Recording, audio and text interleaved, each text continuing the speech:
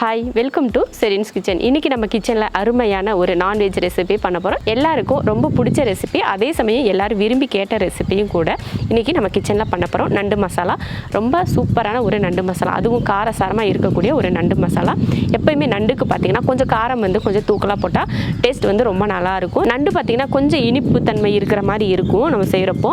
அதனால கொஞ்சம் மிளகுத்தூள் இதெல்லாம் கொஞ்சம் தூக்கலாக போட்டு செஞ்சோம்னா ரொம்ப நல்லாயிருக்கும். இன்றைக்கி நம்ம செய்ய போகிற நண்டு மசாலாவும் காரசாரமாகவும் ருசியாகவும் இருக்கக்கூடிய ஒரு நண்டு மசாலா. வாங்க அது எப்படி பண்ணலாம் அப்படிங்கிறத பார்க்கலாம்.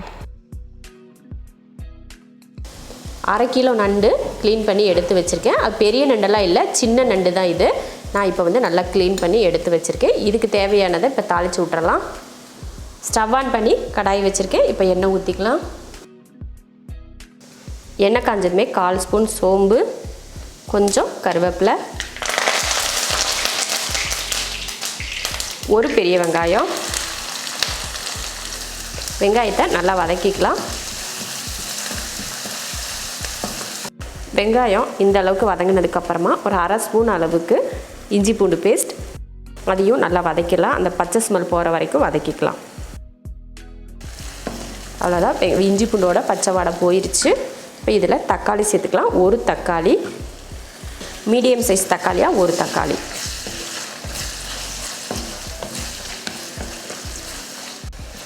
தக்காளி பார்த்திங்கன்னா நல்லா வதங்கிடுச்சு. இப்போ இதில் மசாலா சேர்த்துக்கலாம்.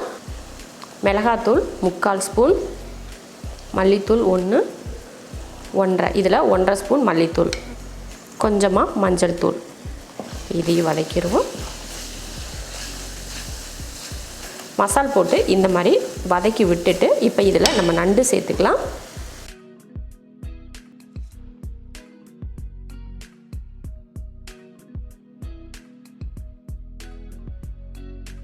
தேவையான உப்பு சேர்த்து இப்போ இந்த மசாலா கூட இதை கலந்து விட்டுருவோம்.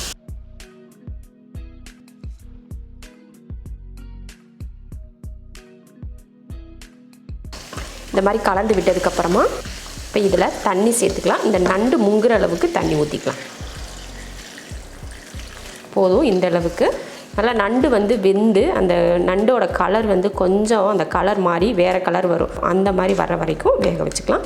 கிட்டத்தட்ட ஒரு 10 நிமிஷம் கிட்ட ஒரு டைம் கூட வச்சுக்கலாம். அந்தளவுக்கு வெந்துக்கிட்டால் போதும். இப்போ வேகட்டும். இப்போ மூடி வச்சிடலாம்.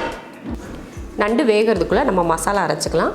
ஒரு 1/4 ஸ்பூன் அளவுக்கு சீரகம், 1/4 ஸ்பூன் சோம்பு, மிளகு 1, 1.5 ஸ்பூன் மிளகு. இப்போ இதில் தண்ணி எதுவும் ஊற்றாமல் பவுட்ரு பண்ணி எடுத்துக்கலாம். பாருங்கள், இந்த மாதிரி பவுட்ரு பண்ணியாச்சு. நண்டு வேக வச்சு நல்லா வெந்துட்டுருக்கு.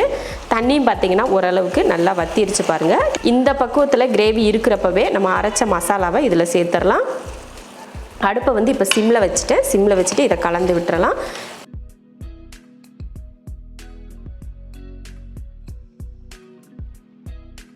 மசாலா போட்டு இந்த மாதிரி நல்லா கலந்து விட்டாச்சு.